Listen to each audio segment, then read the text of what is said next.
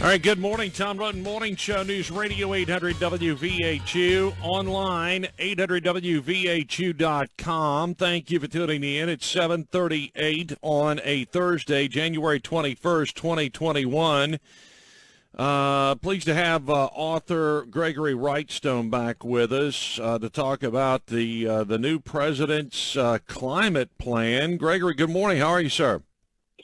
Oh, good to be back on. It's interesting times we're living in right now, I can tell you that. Well, without a doubt. And the new president, Joe Biden, has decided to get America back in the Paris Climate Accord. So Trump got us out of that. What's this mean? Yeah, it means more expensive electricity, more expensive energy across the board. We'll all be paying. This is just the Paris Climate Accord is just one of the shoes to drop. He didn't do it yesterday, from what I could say, but he was planning to cancel the Keystone XL pipeline, which was going to bring 830,000 barrels of oil from Canada into the United States. Yeah. So all these things combined are going to lead to much more expensive energy for us, and each of your listeners will be paying a lot more going forward in the future. And actually, the Paris Climate Accord, it comes with some pretty steep pricing just to get into it. We're going to have to buck up, and it'll be many, many billions of dollars that we're going to have to put into this so-called climate fund for these undeveloped countries. Now, bear in mind, under the Paris Climate Accord, China is considered an undeveloped country, so they get a pass. They're the largest emitter of carbon dioxide in the world, and they get a pass for that, while we have to pay money into this climate fund that will actually go to China. Yeah. Under the ostensible reason that we're going to be cutting global CO2 emissions. And I'm okay with CO2. If you look on the back of my SUV, I've got a bumper sticker that says, I heart CO2. I had my I love CO2 T-shirt that I wore as I was sitting at my desk working yesterday. So I'm okay with this. There's this fallacy that CO2 is this demon molecule, when in fact it should be considered the miracle molecule. Yeah.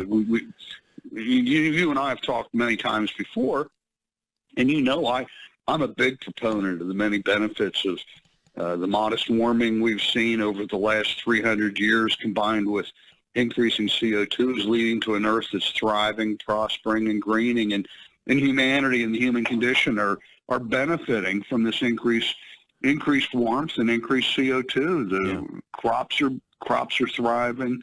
Warming means that we have longer growing seasons. Killing frosts stop earlier in the spring and arrive later in the fall, and the CO2 just it's plant food.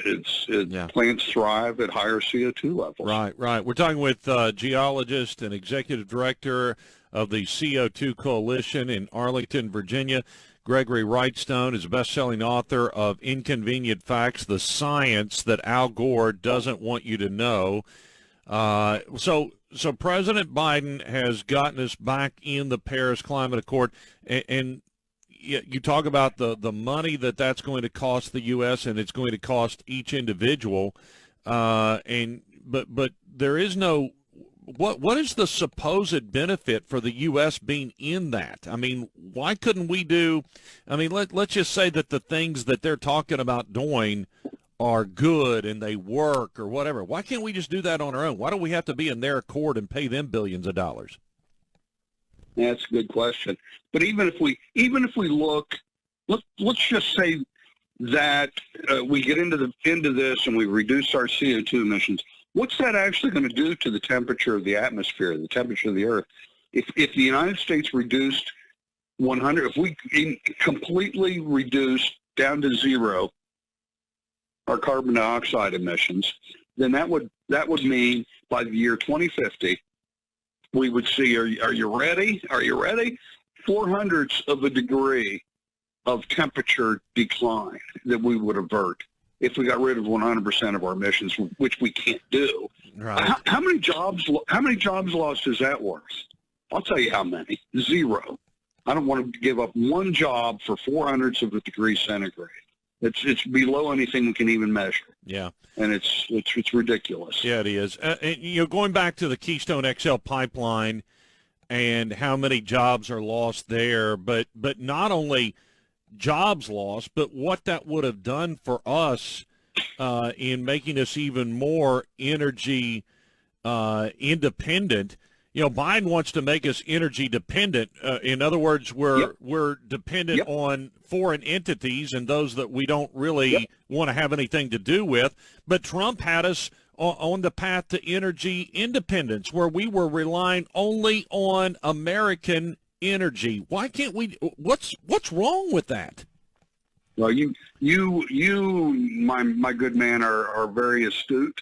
You can see it, and so can your listeners. We tried for 50, 60, 70 years to become energy independent.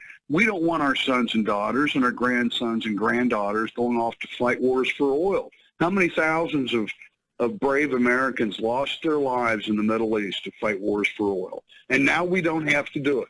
Thanks, finally, under Donald Trump, with free market policies and declining regulation that freed up our energy industry in West Virginia, Eastern Ohio and Pennsylvania. We see it with the Utica Shale and the Marcellus Shale.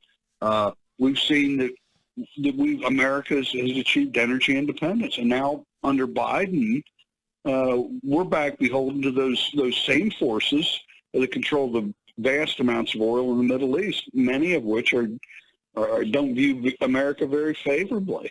So we're back to being in the not too distant future. Perhaps we're looking at once again needing to fight wars for oil. No, thank you. I don't want that. No, thank you. I don't want any part of that. We worked really hard. Your people in West Virginia and the Marcellus Shale and the Utica Shale in West Virginia are now providing vast quantities of natural gas and these liquids that come along with it. Yeah. For America. Yeah, it's so frustrating, and it's so hard to understand why people, particularly in Pennsylvania, there's an energy state. Why did people in Pennsylvania vote for Joe Biden? Why did people in Virginia vote for Joe Biden? I mean, obviously, it didn't happen here in West Virginia, where 70% of our voters voted for Donald J. Trump. Well, in Pennsylvania, I'm calling you from Arlington, Virginia now, but my home is Pittsburgh, Pennsylvania, and there's a great divide in Pennsylvania between the eastern Philadelphia area that it's more of an extension of New Jersey, New York City, the East Coast elites and liberal elements. And then we've got the God-fearing Western Pennsylvanians that align themselves with the good people of West Virginia. We're more like you in Western Pennsylvania than we are. We've more in common with our mountaineers to the south than we do to the fellow Pennsylvanians to the east. There's just a tremendous divide between the two. West Virginia, I find, I think they're unique. You guys, and I'm a mountaineer by choice, not by birth. But I find West Virginia, it's almost like a unity with everyone in the state that sticks up for the state, that sticks up for the mountain state. And it's really uplifting to see that. We don't have that in Pennsylvania. We're talking with Gregory Wrightstone, a geologist and best-selling author of Inconvenient Facts, the Science That Al Gore Doesn't Want You to Know. We heard a lot about AOC's Green New Deal during the Trump administration, and I think a lot of us just kind of brushed it off. We knew it was bad, but we thought, well, this is never going to get any traction, and now we have a president and vice president who are willing to implement pretty much every aspect of this Green New Deal, and a Democrat Congress that's willing to go along with it.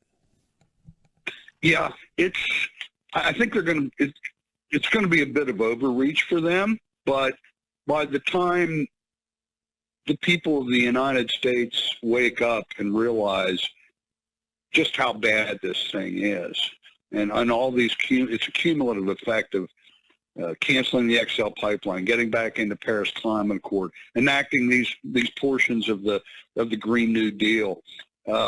It might be too late. I mean, it's going to be hard to go back on that.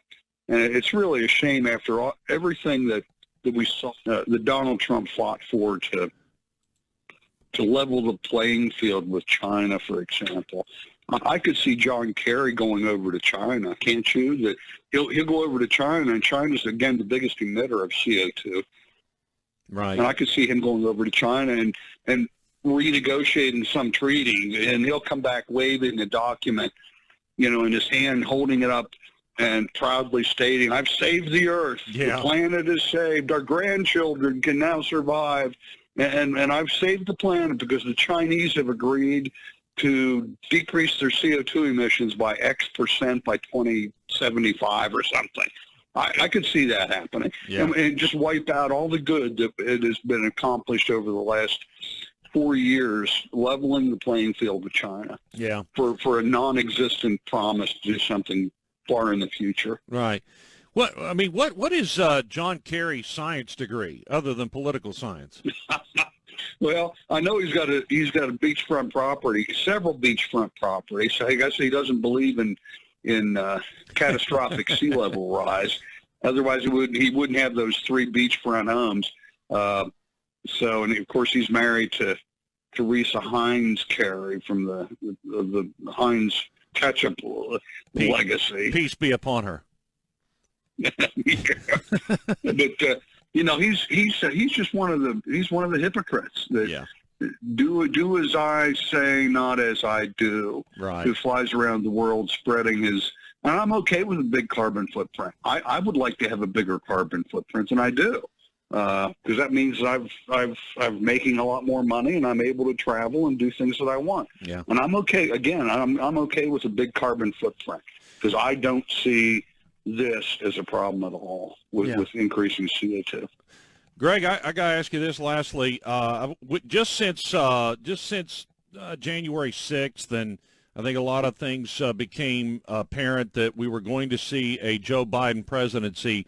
We've seen a gallon of gas price go up from around $1.89 to about $2.35 already. So, I mean, is it unrealistic to say we're going to be at $3 a gallon by Labor Day or by Memorial Day? Well, it could be. Part of that is, and I've looked into that, and I've heard some people claiming that it's because of the Biden, and it may well be. I think what we're looking at, and I was just participating in a lengthy conference call yesterday with a group energy-related call, and they were claiming that the run-up in gasoline prices was due to futures prices with related to the opening of the economy, that we're finally going to be open businesses that'll drive more gasoline demand. What you may not know, and your listeners may not know, the last week we imported 0 barrels of oil from Saudi Arabia. It's the first time that's happened since 1985. And wow. The policies of Joe Biden will contradict that. Yeah. We will need to import more from Saudi Arabia. Oh, yeah. 0 barrels last week. I guarantee I guarantee you the Crown Prince voted for Joe Biden. Gregory Wrightstone is a geologist and best-selling author, Inconvenient Facts, the science that Al Gore doesn't want you to know. You can go to CO2Coalition.org to learn more. Where can folks get the book? Well, you can go on Amazon, search for Inconvenient Facts, or go to my website, which is inconvenientfacts.xyz. Gregory Wrightstone. Thank you, sir. Great talking to you.